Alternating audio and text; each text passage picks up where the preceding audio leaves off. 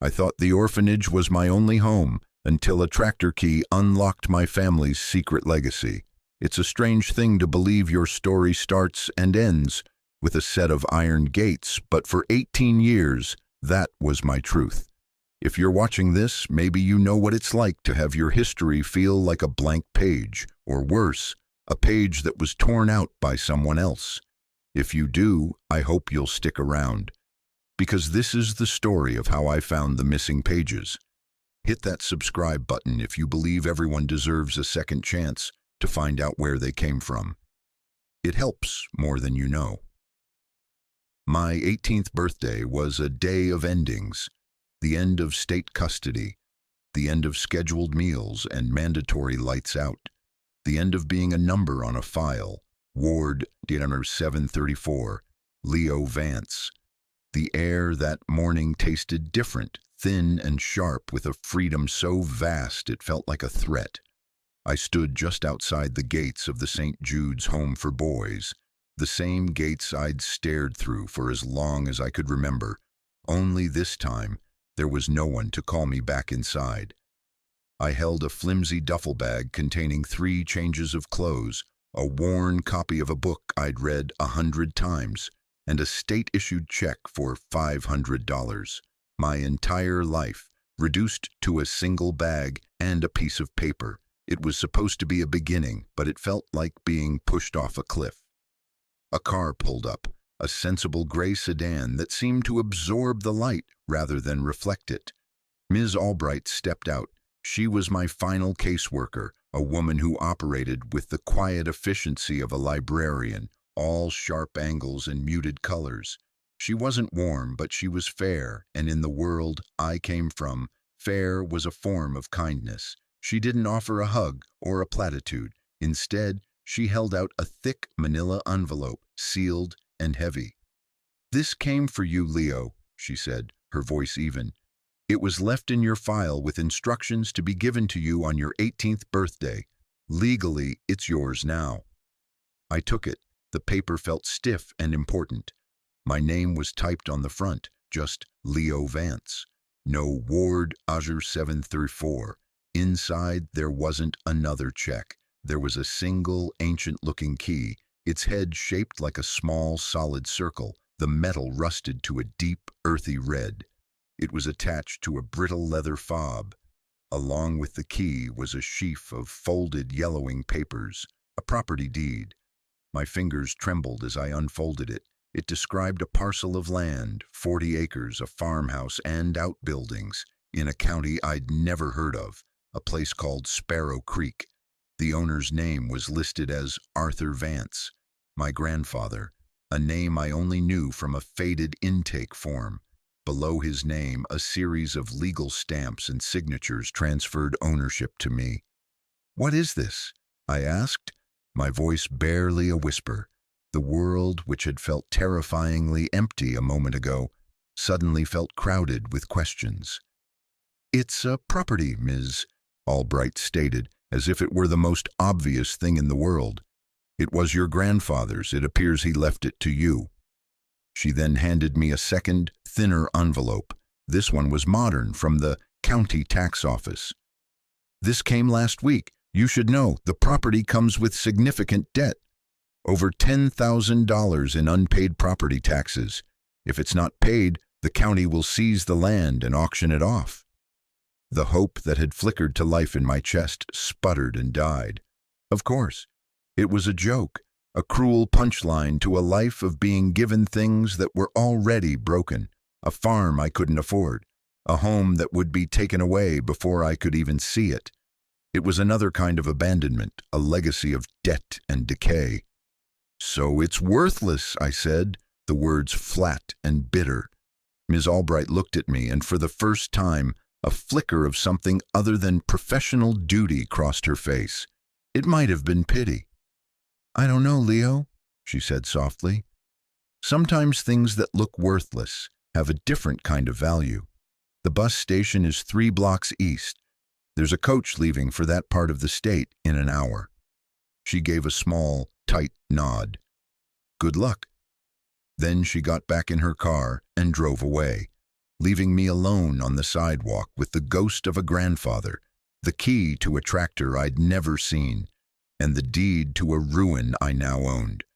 The $500 in my pocket suddenly felt impossibly small, a flimsy shield against a world of debt and disappointment. I looked down at the key in my palm. It was heavy, real.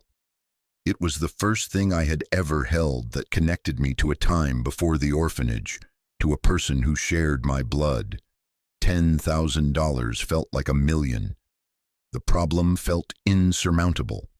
But for the first time in my life, the problem was mine. The choice was mine. I could tear up the deed, cash the check, and try to disappear into some anonymous city. Or I could get on that bus. I could go and stand on the land that was supposed to be my home, even if it was just to watch it get taken away. The weight of the key in my hand felt like an anchor, and in that moment, adrift and terrified, an anchor was the only thing I wanted. I turned and started walking toward the bus station. The bus ride was a long, slow crawl from the gray, ordered geometry of the city into the sprawling, untamed green of the countryside. With every mile, the concrete and steel gave way to wood and weed. I watched the world blur past my window, my reflection a pale, ghostly shape, superimposed over rolling hills and endless fields. For 18 years, my view had been brick walls and chain-link fences. Now the sheer, overwhelming openness of the landscape made my chest ache. It was a language of space and distance my body didn't know how to speak. I clutched the envelope in my lap, the sharp corners of the deed digging into my leg, a constant reminder of the absurd, impossible task ahead. The bus finally hissed to a stop in what could barely be called a town. Sparrow Creek was a main street with a handful of storefronts, a grocer, a hardware store, a diner with a flickering neon sign, all looking tired as if they were leaning on each other for support. The air smelled of damp earth, cut grass, and something else, something faintly sweet and metallic like old pennies. A man in overalls at the tiny bus depot pointed me down a long, cracked asphalt road when I asked for the old Vance place. "About 3 miles that way," he'd said, his eyes lingering on my city clothes and clean shoes. "You'll know it when you see it. Nature's taken it back." He was right. The walk was long, the sun beating down on my neck. The asphalt gave way to gravel, and the gravel to a dirt track barely visible between 2 walls of overgrown blackberry bushes, their thorns snagging at my jeans like desperate fingers. And then I saw it. The house was a skeleton, its porch sagging like a broken jaw, windows like vacant eyes. The paint had long since peeled away, leaving the wood a silver gray, the color of bone. A massive oak tree, probably ancient, stood sentinel beside it, its branches heavy and low. Beyond the house, a large barn listed to one side, its great doors hanging ajar, and further still, fields of waist-high grass and thistle rolled toward a dark line of trees. It wasn't just neglected, it felt wounded. My heart sank. This wasn't a home. It was a grave. The $10,000 debt didn't seem like an arbitrary number anymore. It felt like a fair price for a ghost. I walked up the overgrown path, the crunch of my footsteps unnaturally loud in the profound silence. The front door was locked, but a window on the porch had been broken, a single jagged hole in the glass. I hesitated for only a moment before wrapping my sleeve around my hand and clearing away the remaining shards, hoisting myself over the sill and dropping into a room thick with the smell of dust, decay, and trapped time. Sunlight filtered through the grimy windows in hazy, golden shafts, illuminating a world blanketed in white sheets. They were draped over everything, chairs, a sofa, tables, like a family of ghosts waiting for someone to return. I pulled one off a large armchair, and a cloud of dust motes exploded into the light, dancing like tiny, frantic spirits. The house was frozen. A book lay open on a side table, its pages warped and yellow. A pair of spectacles rested beside it. In the kitchen, a calendar from 20 years ago hung on the wall, the month of May forever fixed in time. It was the month I was born. A chill ran down my spine that had nothing to do with the cool air of the house. This wasn't just an abandoned place. It was a life, interrupted. I spent hours moving through the rooms, a trespasser in my own history. There were no photographs, no personal letters, nothing that screamed family. It was tidy, orderly, but emotionally sterile, as if someone had deliberately scrubbed it of memories before leaving. The disappointment was a physical weight. I had come all this way, spent nearly a fifth of my meager funds, for what? To stand in an empty house that would soon belong to the bank. Defeated, I walked back outside, the setting sun casting long, distorted shadows across the yard. My eyes fell on the barn. Its dark, gaping doorway felt like a final, unspoken challenge. I pushed one of the heavy doors, and it groaned open on rusted hinges. The inside was even darker, smelling of hay, rust, and animal musk. Light streamed through gaps in the roof, striping the dusty floor, and there, sitting in the center of the vast space like the fossil of some great beast, was a tractor. It was an old model, a deep forest green, but its color was almost entirely obscured by a thick coat of rust and grime. Its tires were flat and cracked. It looked as if it hadn't moved in decades. And I remembered the key in my pocket. My heart started to beat a little faster. It seemed absurd, but it was the only thing that made sense.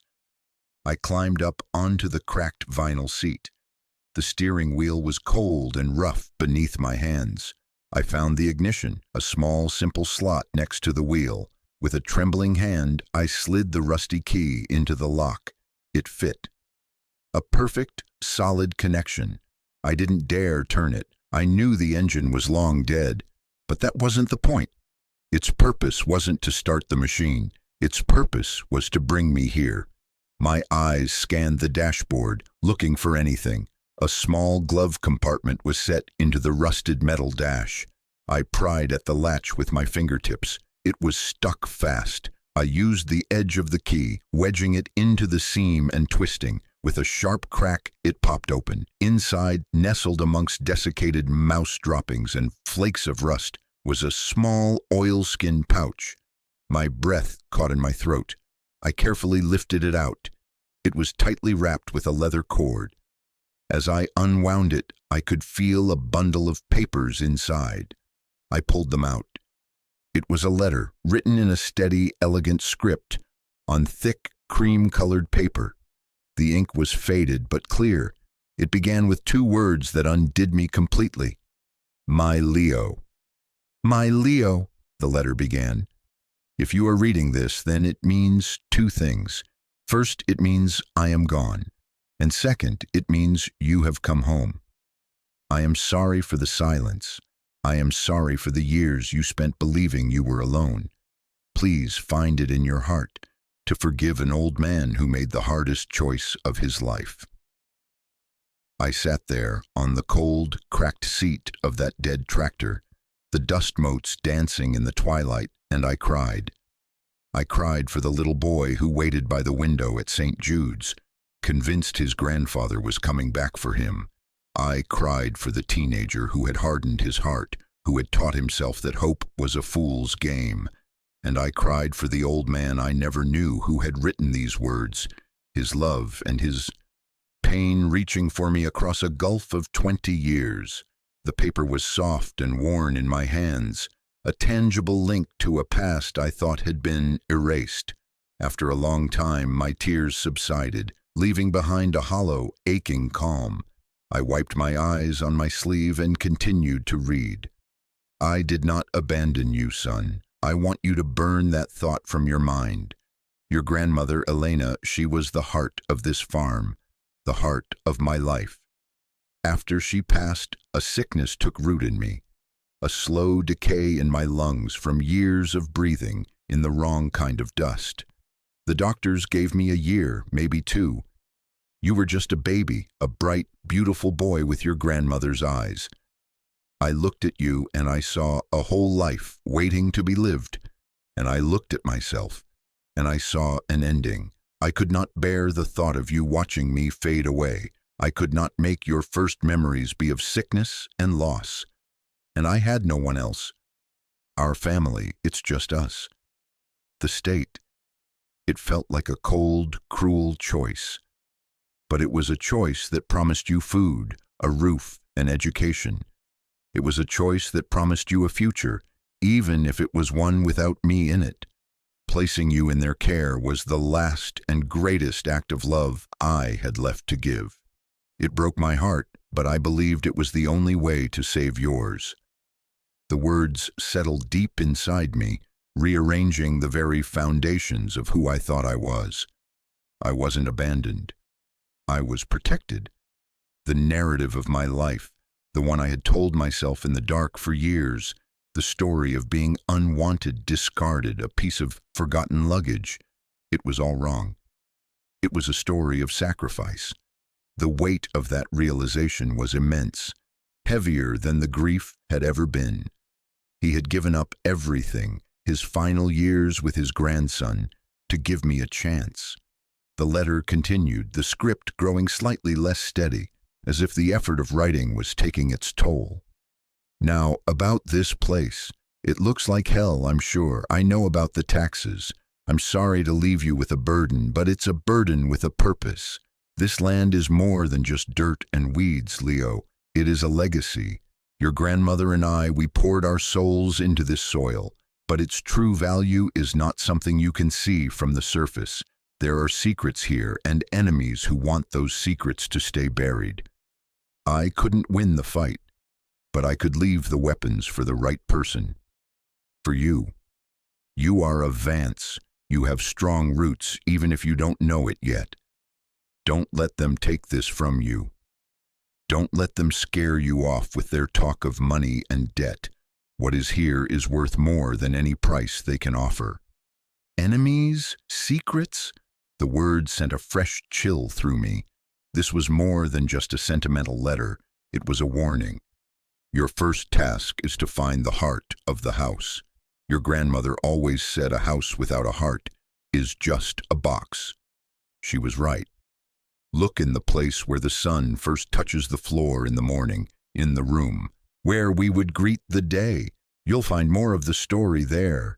This key opened the first door, Leo, but there are many more to unlock. Be careful, be smart, and know wherever I am now, I am proud of the man you have become, your grandfather, Arthur. I folded the letter, my hands shaking. The quiet, lonely farm suddenly felt alive with unseen forces, with history and danger. The setting sun had dipped below the horizon, and the barn was sinking into a deep, impenetrable blackness. The simple problem of a $10,000 debt had morphed into something far more complex. A battle I didn't understand against an enemy I couldn't see. But for the first time, I wasn't just fighting for a piece of land. I was fighting for him, for the grandfather who had loved me enough to let me go. I slid off the tractor seat, my legs unsteady, the heart of the house, the place where the sun first touches the floor. I walked out of the barn and back toward the darkened farmhouse, my mind racing. I had a clue, I had a purpose. The fear was still there, a cold knot in my stomach, but now it was mixed with something else, something fierce and bright and hot, determination. The next morning I was up before the sun. I hadn't slept in one of the beds. It felt too much like disturbing a grave. Instead, I'd curled up in the big armchair in the living room, the one I'd uncovered, wrapped in a dusty but surprisingly warm wool blanket I found in a cedar chest. Sleep was fitful, my mind churning with the words from the letter. I woke to a pale gray light filtering through the grimy windows, the place where the sun first touches the floor. I moved to the front of the house, to a small room off the living area that I'd overlooked the day before. It was a sunroom with wide, east-facing windows. This had to be the place. I sat on the floor, my back against the cool wall, and waited. As the sun crested the distant line of trees, a single brilliant ray of light cut through the morning mist and struck the dusty floorboards. It landed on a specific spot in the far corner of the room, a perfect golden rectangle. My heart hammered against my ribs. I crawled over to it, the floorboards groaning under my weight. I ran my hands over the wood, feeling for any irregularity. The planks were old and rough, but one of them felt different. It was smoother along the edges, and when I pushed on it, it gave just a fraction of an inch. Using the tip of the tractor key, I pried at the edge of the board. It resisted, then lifted with a low groan. Beneath it was a dark, hollow space. My fingers brushed against cold metal. I reached in and pulled out a rectangular tin box, the kind that old-fashioned biscuits came in. It was heavy. I carried it to the window, the morning light glinting off its painted surface, and lifted the lid.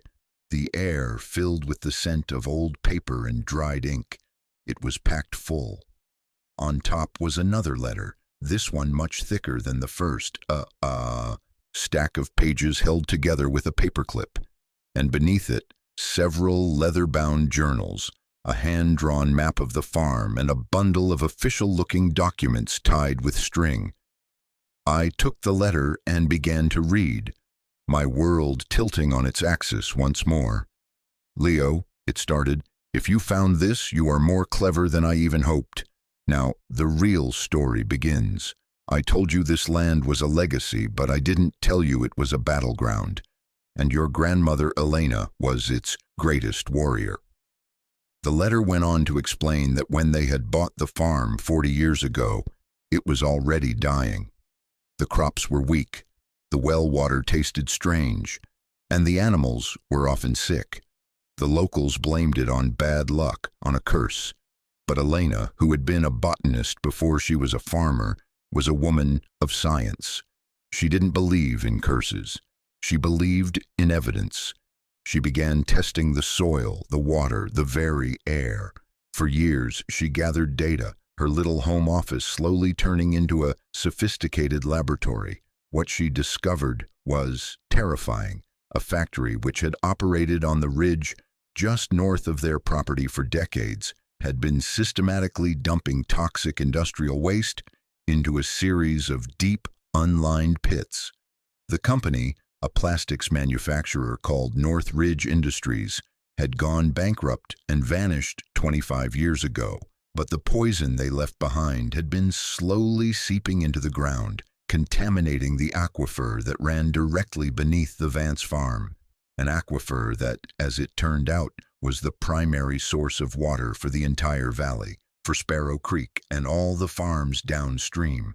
My grandfather wrote about her fury, her relentless, single-minded pursuit of justice.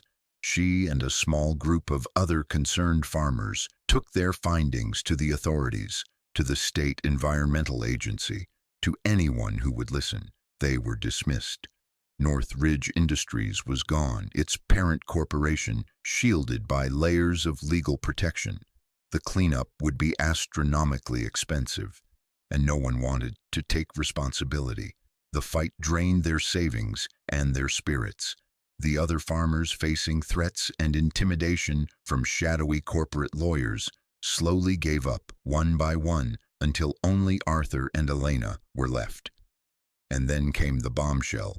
Just as they were preparing a major lawsuit, armed with undeniable proof, Elena was killed. A car accident on a clear day, a truck that ran a stop sign and never stopped. The police ruled it an accident. My grandfather never believed it. He wrote that her death broke him, that the fight died with her. He was left alone with a poisoned farm and a heart full of grief. A few years later, my mother, his only child, died in childbirth, leaving me, a tiny, helpless baby, in his care. He was an old, sick man, haunted by a fight he'd already lost once.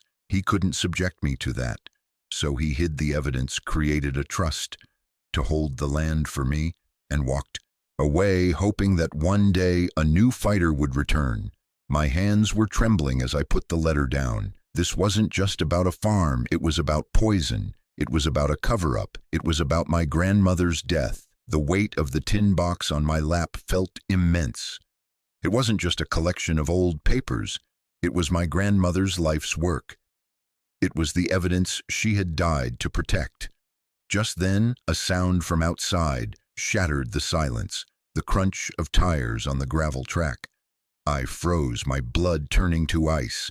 I scrambled to the window, peering through a gap in the grime. A sleek, black SUV was parked at the end of the drive. A man in a sharp, expensive-looking suit got out. He stood there for a moment surveying the dilapidated farmhouse with a look of cool appraisal, like a predator sizing up its prey. He held a clipboard in one hand and a phone to his ear with the other. He started walking toward the house. Panic seized me. I quickly shoved the letters, the journals, and the map back into the tin box, slid it back into its hiding place, and replaced the floorboard.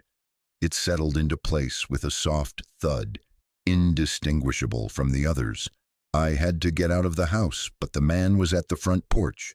I slipped out the back, through the kitchen, and crept around the side of the house, staying low, my heart pounding a frantic rhythm against my ribs. I hid behind the massive trunk of the old oak tree, peering around the rough bark. The man was knocking on the front door. "Hello?" His voice called out, smooth and confident. "Mr. Vance? My name is Robert Sterling. I'm with Pioneer Holdings. I'd like to speak with you about your property." Pioneer Holdings. The name meant nothing to me, but the man's presence felt like a physical threat. He knocked again, then walked the length of the sagging porch, peering into the windows. He saw the broken pane where I'd entered. A small, knowing smile touched his lips. He didn't try to enter. Instead, he took an envelope from his clipboard and wedged it into the frame of the front door. Then he turned, walked calmly back to his SUV, and drove away, leaving a cloud of dust hanging in the quiet air. I waited until the sound of his engine had completely faded before I emerged from my hiding spot. My whole body was shaking. Who were these people? How did they know my name and that I was here? I walked to the front door and pulled the envelope from the frame.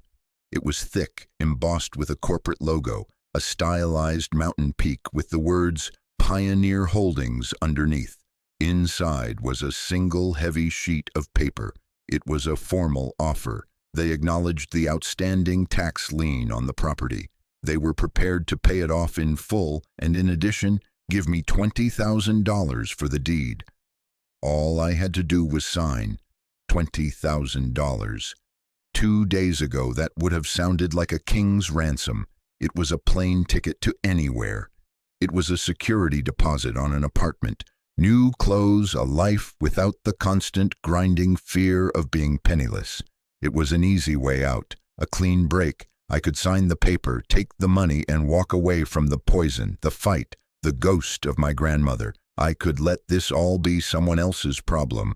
But I looked from the paper in my hand to the old, wounded house, and I thought of my grandfather's words. Don't let them scare you off. What is here is worth more than any price they can offer. I thought of Elena, the botanist warrior, and the evidence hidden beneath the floorboards. Taking the money wouldn't be a clean break. It would be a betrayal. It would be selling her memory, her sacrifice, for $20,000. I crumpled the offer in my fist. The battle had just found me. I spent the next few days in a state of heightened alert, my senses dialed up to a painful degree. Every creak of the old house, every rustle of leaves in the wind sent a jolt of adrenaline through me. I was a ghost in my own home, eating the last of the food I'd bought in town, drinking bottled water and poring over the contents of the tin box by the light of a single candle. The journals were the key. They were filled with my grandmother's small, precise handwriting, detailing years of observations. There were charts of soil pH levels, lists of withered plant species, and hand-drawn diagrams of water flow. But it was more than just data. It was a story of her growing horror and her iron-willed resolve. She wrote about the strange cancers that appeared in the valley, the farm animals born with deformities, the children who were always sick. She connected the dots that no one else wanted to see. The most important discovery was a set of geological surveys she had commissioned, paid for with their life savings. The surveys confirmed the existence of the aquifer and mapped its path directly from the contaminated site of the old North Ridge factory, under my farm, and out into the wider valley.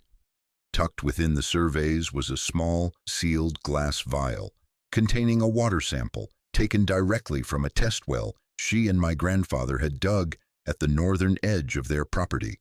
A handwritten label was taped to it, Sample 3BNR, extreme toxicity, arsenic, lead, dioxin. This was the smoking gun. But who were Pioneer Holdings? The name wasn't mentioned anywhere in the journals. I needed information. My state-issued phone was a cheap, pay-as-you-go model, but it had a slow, clumsy internet browser. Huddled in a corner of the sunroom where the signal was strongest, I started digging. It didn't take long to find the connection. Pioneer Holdings was a massive real estate development corporation specializing in luxury resorts and golf courses. Their corporate structure was a tangled web of subsidiaries and shell companies. But when I dug into their history, I found it. 25 years ago, one of their earliest acquisitions was a portfolio of struggling industrial companies.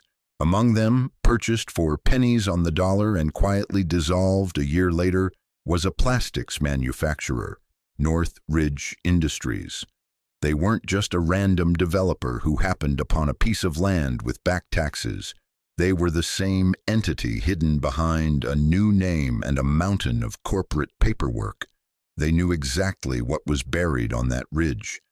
They had been waiting, probably for decades, for my grandfather to die, for the property to fall into default so they could swoop in, buy it for nothing, and bury their toxic legacy forever. The $20,000 offer wasn't a kindness, it was hush money. They weren't buying a farm, they were buying my silence. The realization hit me with the force of a physical blow. This wasn't just a fight for my family's land. It was a fight against the people who had likely killed my grandmother. I felt so completely and utterly out of my depth. I was an 18-year-old kid with $500 to his name, up against a multi-million-dollar corporation. They had lawyers, money, and a history of making problems disappear. What did I have? A box of old papers and a house that was falling down around me. The sheer futility of it all washed over me in a cold wave. The crumpled offer from Pioneer Holdings was still on the table, a tempting whisper of escape. I could just sign it. Who would blame me? I could take the money and run, and no one would ever have to know. I would be safe. I would be free. I paced the dusty floors of the house for hours, a caged animal. My grandfather's words echoed in my head. My grandmother's fierce, determined face, which I could only imagine, seemed to watch me from the shadows. I felt their legacy as a crushing weight on my shoulders. Was I strong enough to bear it? Was I brave enough to be their son, their grandson? Did I even want to be? This wasn't the life I would have chosen. I just wanted a chance to be normal, to have a small, quiet life, to not have to fight. Listen, if you've made it this far into the story, you're probably someone who understands what it feels like to be at a crossroads like that. Maybe you've had a moment where you were faced with a choice, the easy path that lets you off the hook, or the hard path that asks everything of you. It's the kind of choice that defines you. You can feel the weight of it in your bones, the gravity of it pulling you in two different directions. For me, standing in that silent, decaying house, it felt like my whole life had been leading up to that single point of decision. All the loneliness, all the anger, all the years of feeling powerless, it was all there, swirling around me in the dust. And I had to choose what to do with it. What would you have done? Be honest. It's a heavy question. Now, let's get back to the story. I stood there in the middle of the living room, the crumpled offer in one hand and my grandmother's journal in the other. I looked at the paper that promised me an escape, and then I looked at the journal that promised a war, and in that moment of profound indecision, I thought about St. Jude's. I thought about the endless rows of identical beds, the gray walls, the feeling of being a temporary object in a temporary place. I had spent my entire life feeling like I didn't belong anywhere, and here, in this broken-down house, surrounded by ghosts and poison and debt, I felt the first fragile stirrings of belonging. This place, this fight, was mine. It was the only thing that had ever been truly mine. Taking the money would mean going back to being no one from nowhere. Staying would mean becoming someone. It would mean being Arthur and Elena's grandson. A new resolve hardened inside me. It wasn't about winning. It was about choosing not to lose on their terms. It was about standing my ground. I smoothed out the crumpled offer on the table. Then I took a pen from my bag, and on the back of their $20,000 offer, I wrote 2 words, "Not for sale." My first call was to Ms. Albright. I didn't know who else to trust. Her voice was as crisp and professional as ever when she answered, but I could hear a flicker of surprise when I told her where I was and what I had decided. I didn't tell her everything, not about the poison, not about my grandmother's death. It sounded too crazy, too paranoid. I just told her I had found some old family documents, that I believed the property was more valuable than the developers were letting on, and that I wanted to fight the tax foreclosure. I asked her if she knew any lawyers who might help someone like me. There was a long pause on the other end of the line. I could hear the faint clicking of a keyboard. "The tax auction is in 4 weeks, Leo," she said, her tone pragmatic. "You're asking for a miracle." "I know," I said, my voice steadier than I felt. "But my grandfather asked me to protect this place. I have to try." Another pause. This one was longer. "There's a man," she said finally. "An attorney named David Davies. He runs a small non-profit, the People's Law Project. He specializes in environmental cases and, well, in fighting giants. He's brilliant, stubborn, and works for free if he believes in the cause. He's also notoriously selective.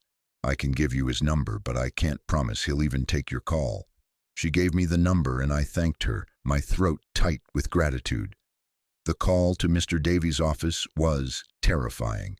A brusque secretary told me he was booked for months, but took my name and number with an air of profound skepticism. I hung up feeling dejected. A miracle was what I needed, and the universe didn't seem to be in the business of handing them out. The next day, I took the crumpled offer with my "not for sale" message, scrawled on the back and tacked it to the front door, right over the broken window. It was a small act of defiance, but it made me feel a little less helpless. I decided I couldn't just wait. I had to act like this place was mine. I started cleaning. I hauled the rotten, mildewed mattresses out into the yard to air out. I swept years of dust and grime from the floors. I washed the windows, letting clean, bright sunlight pour into the house. For what felt like the first time in a generation, the work was hard and mindless, and it kept the fear at bay. With every bucket of dirty water I threw out, with every surface I scrubbed clean, I felt like I was washing away not just the decay of the house, but my own past as well. I was no longer a ward of the state, waiting to be told what to do. I was the keeper of a legacy, a man with a purpose. A week passed. The silence from the lawyer's office was deafening. My $500 was dwindling at an alarming rate. I was living on bread and canned beans from the town grocer, who looked at me with a mixture of pity and suspicion every time I came in. The man in the black SUV, Mr. Sterling, drove by twice. He didn't stop. He just slowed down, his eyes lingering on the note I'd tacked to the door, a faint, unreadable expression on his face. He was waiting me out. He knew I was running out of time and money. Then, one evening, as I was trying to patch a leak in the kitchen roof, my cheap phone buzzed in my pocket. An unknown number. I almost ignored it. "Hello?" I answered, my voice wary. "Is this Leo Vance?" The voice on the other end was deep, calm, and carried an unmistakable authority. "Yes," I said. "This is David Davies. I got a message from a very persistent social worker who seems to think you're worth my time. She said you have a problem with Pioneer Holdings." My heart leaped. "Mr. Davies, yes, thank you for calling." "I have 10 minutes, Mr. Vance. Tell me why I should care about one more piece of farmland they're trying to swallow up." I took a deep breath. This was my one shot. I started talking, the words pouring out of me in a torrent. I told him about my grandfather, the letters, the hidden box. I told him about my grandmother, the botanist, and her journals. I told him about North Ridge Industries, the toxic dumping and the contaminated aquifer. I told him that Pioneer Holdings was the same company, just with a new face. I told him about the water sample. I laid the whole story bare, feeling more and more like a lunatic with every word. When I finally finished, there was a long silence on the line. I was sure he was about to hang up, to dismiss me as a crazy, grieving kid, spinning conspiracy theories. "A water sample, you say?" he asked, his voice suddenly sharp with interest. "And your grandmother's original testing data?" "Yes," I said. "It's all here, in her journals." "And you have the geological surveys mapping the aquifer?" "Yes." Another pause, but this one felt different. It was the sound of a mind at work, of puzzle pieces clicking into place. "Stay where you are, Mr. Vance," he said, his voice now devoid of its earlier impatience. "Don't talk to anyone, don't sign anything. I'm driving up tomorrow morning. I want to see this evidence for myself." The arrival of David Davies was like the arrival of a different species in the quiet, decaying world of the farm. He drove a beat-up, mud-splattered truck that looked as stubborn as he did. He was a tall, rangy man in his late 50s with a shock of gray hair, a weathered face, and eyes that saw everything. He wasn't impressed by the decrepit state of the farm. He seemed to look right through it. I laid the contents of the tin box out on the clean, swept floor of the living room, the letters, the journals, the maps, the vial of murky water. He spent the next 3 hours on his hands and knees, poring over every document in complete silence. He read my grandfather's letters. He examined my grandmother's charts with a magnifying glass he produced from his worn leather briefcase. He held the vial of water up to the light, his expression unreadable. Finally, he sat back on his heels and looked at me. It was the first time he'd made direct eye contact. "Your grandmother, Elena Vance," he said, his voice quiet with something that sounded like awe.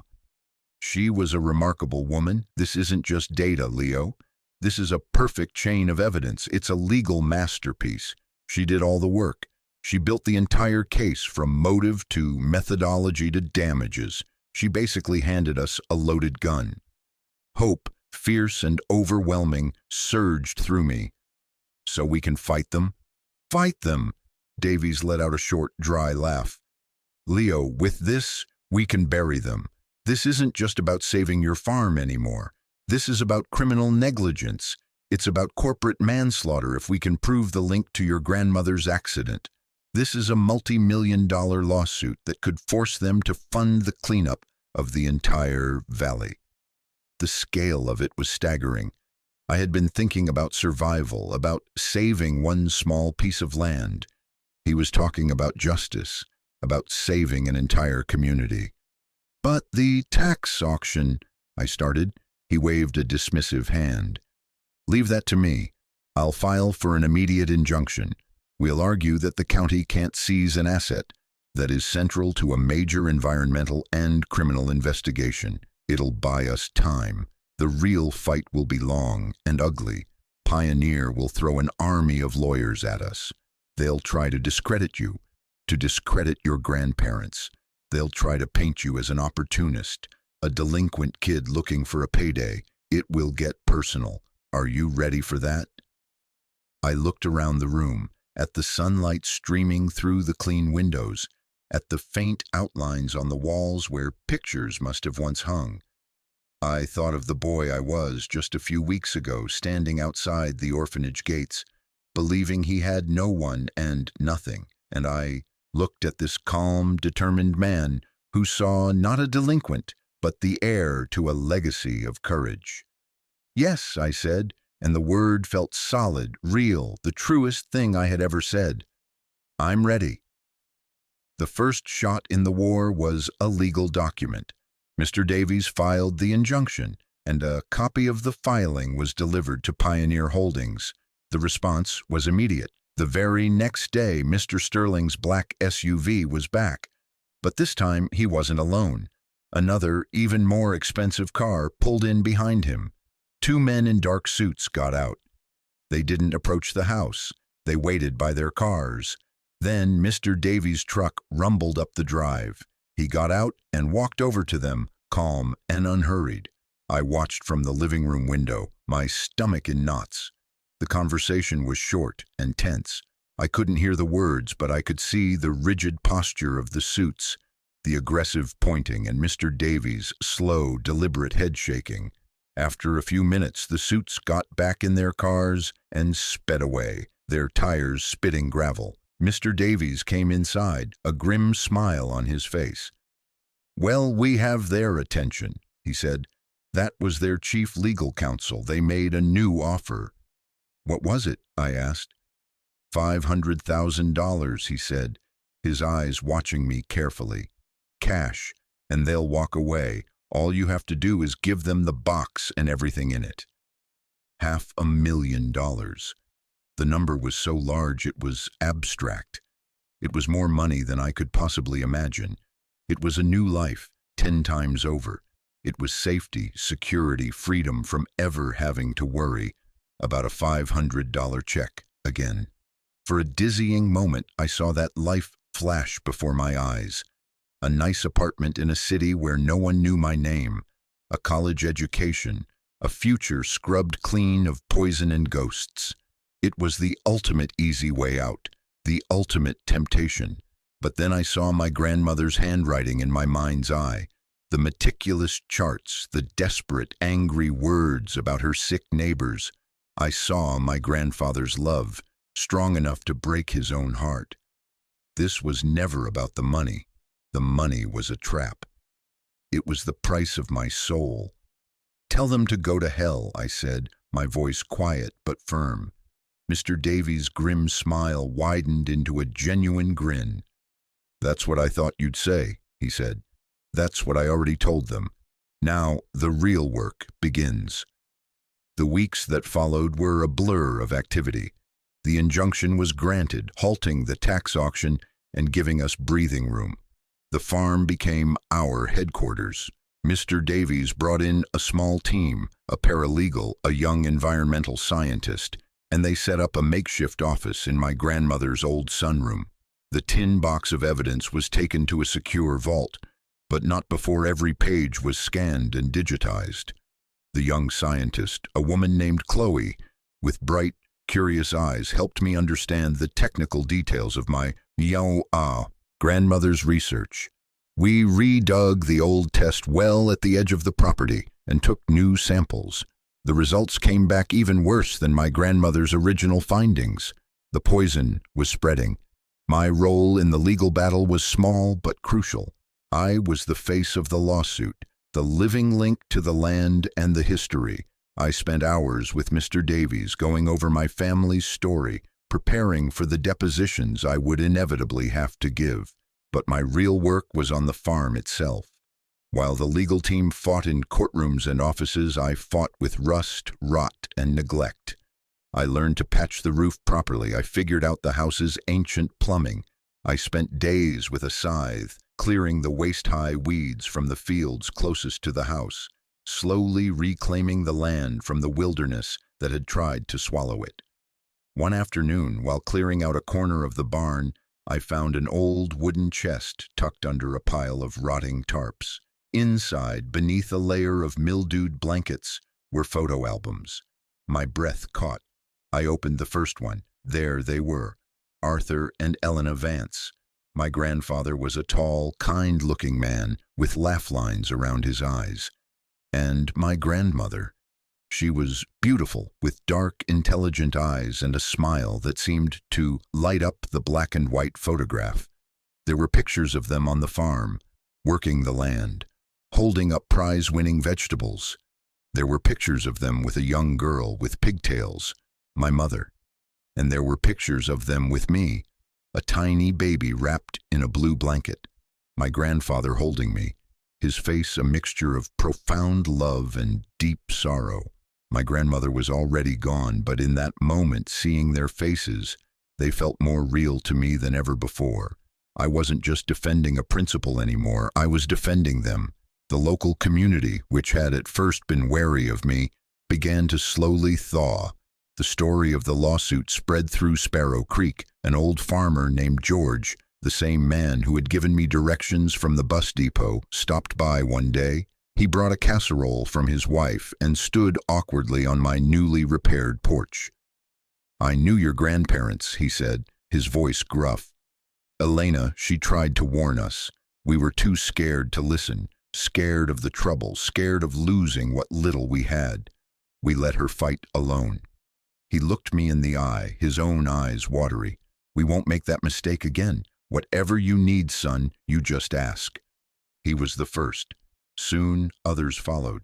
People started stopping by, bringing food, offering to help with repairs, sharing stories about my grandparents. They brought their own evidence too, stories of unexplained illnesses, old veterinary records, faded photographs of discolored streams. They were the human cost of Pioneer's poison, the living proof my grandmother had fought for. Our case grew stronger every day. The farm, which had been a symbol of isolation and decay, was becoming a center of community, a headquarters for a shared fight. I had come here looking for a home, and in the process of defending it, I had helped to rebuild one for an entire valley. The legal battle raged on for more than a year. It was exactly as Mr. Davies had predicted, long, ugly, and personal. Pioneer's lawyers tried to paint me as a greedy, unstable youth, manipulating his family's tragic story for financial gain. They tried to discredit my grandmother's science. They tried to bury us in paperwork and procedural delays. But we had something they didn't, the truth. And we had a community that was no longer afraid. The turning point came during my deposition. I sat in a sterile conference room for 2 days, facing a team of stone-faced corporate lawyers. They grilled me about every aspect of my life, from my time in the orphanage to my grandfather's health. They were trying to break me, to make me seem unreliable. On the final afternoon, their lead counsel, a man with cold, empty eyes, leaned forward. "Mr. Vance," he said, his voice dripping with condescension, "let's be honest, this is a shakedown, isn't it?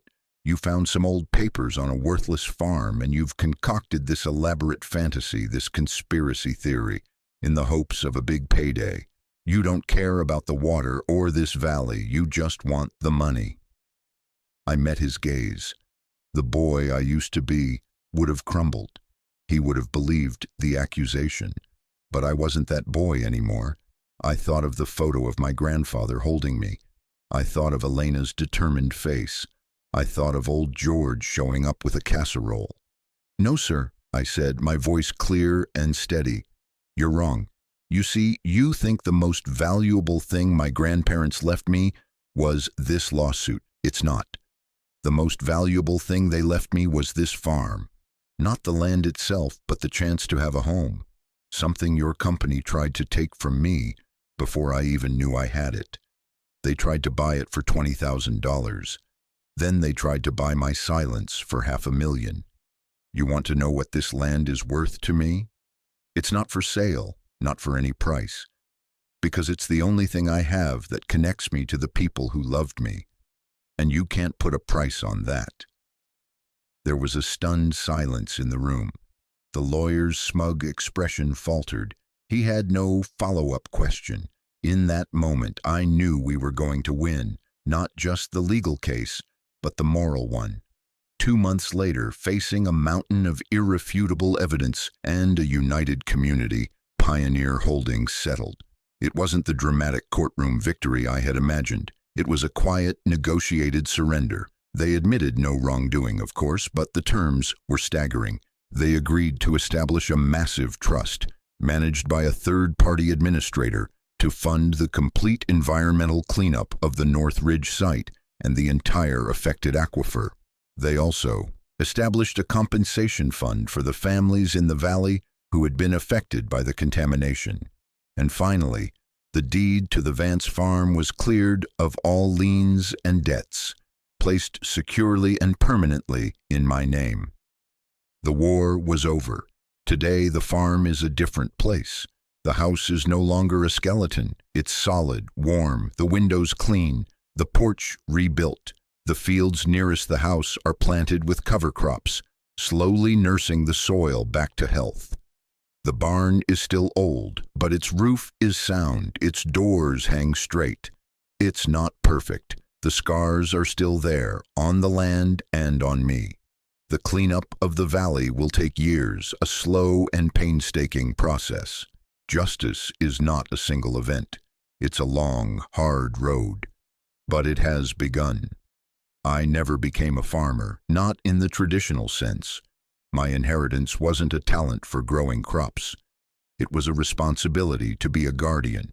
My work, with the help of the community and the resources from the settlement, is to oversee the restoration of this land, to ensure that the promises made are kept. The farm has become a center for the valley's recovery, a place for meetings, for testing, for hope. Sometimes in the quiet of the evening, I sit on the porch and look out over the land that is mine. I think about the word inheritance. I used to think it meant money or property, but I was wrong. My grandfather didn't leave me a farm. He left me a choice.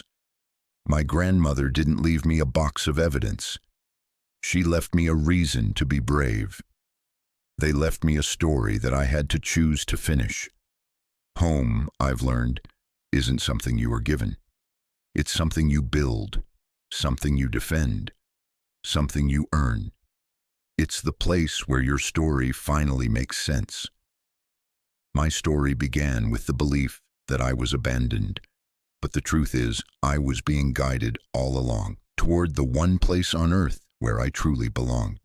What this story has taught me more than anything is that the most important legacies are not written in wills, but in the choices we make.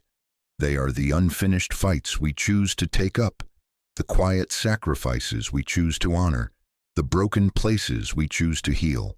We all have an inheritance of some kind, a story passed down to us. It might not be a farm or a box of secrets. It might be a value your parents taught you, a promise you made to someone you loved, or a struggle you feel called to join. It's the part of your past that asks something of your future. So I want to ask you, what's your inheritance? What's the fight you've been handed? Share it in the comments below. Not for me, but for yourself and for everyone else here who knows what it means to carry the weight of a story. This community, this channel, it's for people like us, people who know that our past doesn't have to be a prison. It can be a map. If you believe that, if these stories of finding strength in broken places mean something to you, then please subscribe and become a part of this journey, because every story shared is another light in the dark, and we all deserve to find our way home.